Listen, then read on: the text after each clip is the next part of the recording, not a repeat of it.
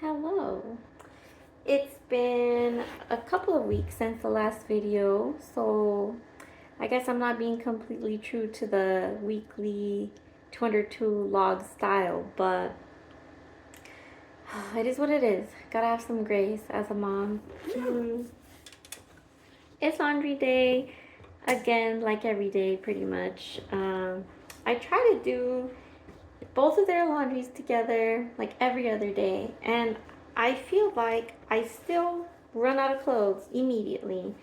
Um, and I don't think it's because I have like that little either. It's like two of these like big, I think it's the large Thirsties cloth diaper bag.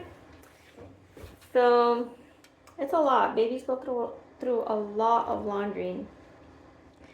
Let's talk about what's happened. Okay, the previous week, it was kind of like one of those lull weeks where I would just felt like I was in the grind doing the things that I always do, like getting into the diaper changing routine, like changing them at the same time, making sure that I could like coordinate nap times, not like have them both nap together because that rarely can happen, but just like have the toddler practice being quiet during the baby nap time, and then um, have the baby uh, relax and be quiet during the time when my toddler tries to sleep.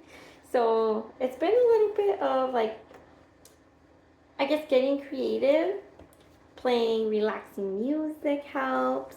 The baby, I like to play like some Mozart, or maybe like chill Mozart though, or some just like relaxing piano. My sister got me into Austin for a while, so we're doing that. And then I just like massage his little face.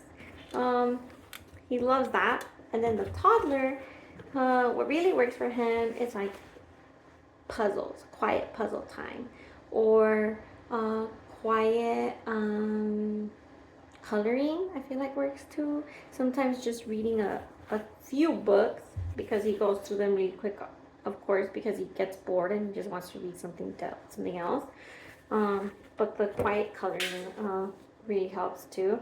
So those are some of the ways that I've been keeping them out of each other's way. And then of course there's a trusty feed one on each side. That's totally fine too, if that's what you need to do. He really likes bonding with the baby.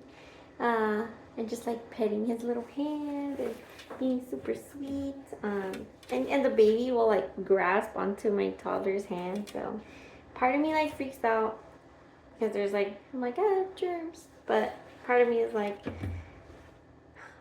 that's such a sweet moment that I want to remember forever. Like forever. Like that's something that I'm going to think about when I'm like 80 in my deathbed, or however old I am in my deathbed. I'm like, I want to remember that.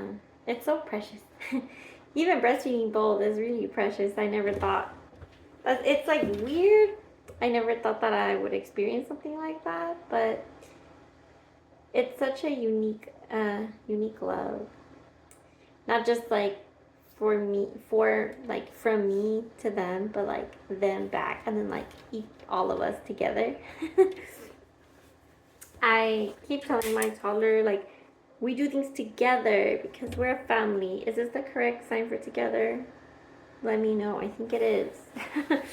um, so yeah, lately, this previous week, we started playing this game called Helmets, and we like wrap like a little bandana on our heads and pretend like it's a helmet because he really wants to get one.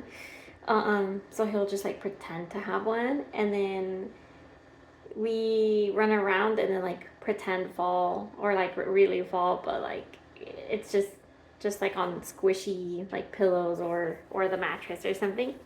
And it's like super fun, and the baby wants to join in. Like he'll know, oh, I'm not being included because he's in the crib, and so he wants to play. And sometimes I grab him to like run around and have fun too. And my toddler will be like, put him back in the crib.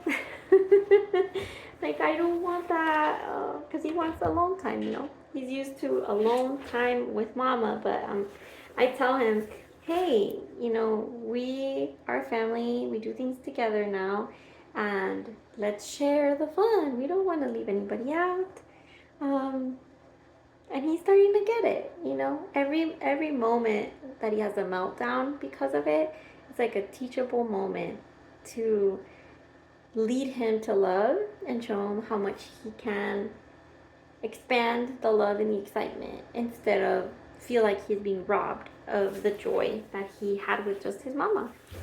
So yeah, I feel like my head's going everywhere right now just because I don't know, it's like a mom thing, but it's also just like a me thing. Let's backtrack a little bit. Previous week, just mostly the grind. Not a lot had changed. And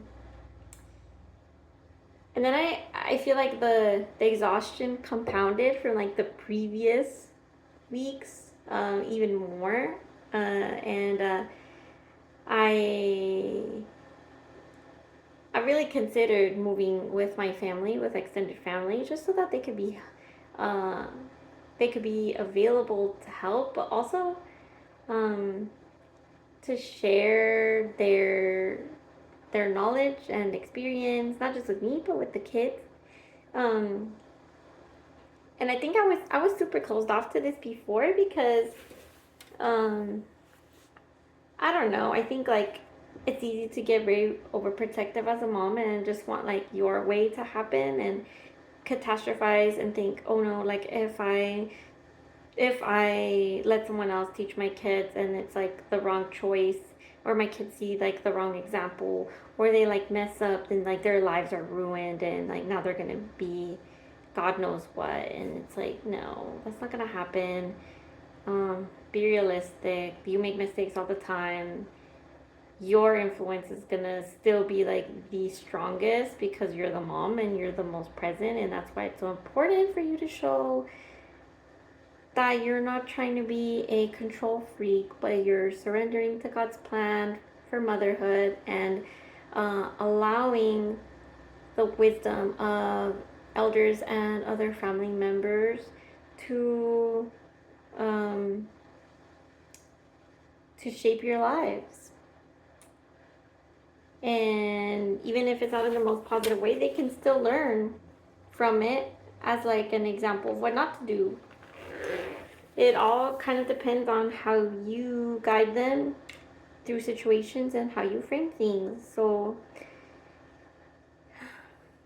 last week was a lot of like looking at homes, trying to do like time gymnastics to apply to apartments, to view apartments together. And then that was like end of last week. And then this past week was us actually doing the applying, a lot of the viewings, just really getting honest about what we're willing to do and not do, like how to compromise so that we can all share a space, and understanding that, we might not all get what we want out of the home because we're in a rush to move in together, and we have like budget limits and all of that. But at the same time, we have to remember why we're doing it. We're doing it for the kids, and that's what matters, that we'll be able to spend quality time with the kids. Grandparents will spend more quality time with the kids because they'll actually be there close by in key moments, like when mama needs to use the bathroom or when mama needs to shower, when mama needs to sleep. And I will get to spend more quality time with them because I will be able to have moments of sleep. I will get to take a breath. I will get to just be more alert, more alive, more awake, and hopefully not on any caffeine a lot of the time. So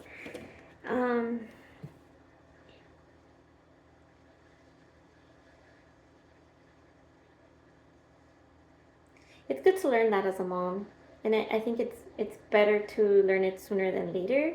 I think I could have had help a lot sooner, if I had just been more humble and more teachable and more open to accept the help and accept the love without feeling like that made me any less of a mom, or without feeling like um, they were gonna ruin my parenting in some way, or without feeling like uh, something was wrong with me, like I'm a bad mom because I'm accepting help, or like I'm a bad mom because someone is someone who's helping me is telling me that they're helping me because I'm doing things wrong or in a bad way. Um, you can't really appreciate or be teachable if you don't humble yourself and um, see the good in people who want to help, even if they don't do it with the most positive attitude. um, and if you can, instead of seeing constructive criticism as something negative, or even just criticism in general, seeing it as something negative instead seeing it as a form of love and care, I think um, it opens up a lot. Uh, and you're able to get along with people better, even people that are difficult kind of to get along with. It's like, I think my dad told me this a long time ago, like if someone's difficult to get along with, like you're you're the problem because they have their own problems and we're all kind of difficult in some ways. um, but it's up to us to be understanding and loving and people that are willing to make sacrifices uh, out of deep love and as a form of respect, especially in families. I think this applies to like workspaces too, but especially in families. Anyway, gotta put in the rest of the laundry. I'm like, I can't talk and put laundry in. I thought this was a good idea, and like it's not. My brain is doing bleep, bleep, bleep. And I think it's because I'm seriously sleep deprived, and um, it's really hot. It's been super hot here. It's like, I think it was like 120 yesterday or something. So I can't even think when it's hot, but like laundry rooms are always hot. So it's just everything together. I'm like excited for a breather. So I really hope that I can move in with family soon. And I know that it will be challenging in some ways, but I know that the kids will get so much value from having all that family and all that love around, and I will get uh, to learn just how to be a better mom overall, a better daughter too, since I'll be around my mom too. So yeah, this is the update. This is where we're at right now. Patience with God's timing and being open to God's plan for the family. We'll see what works out.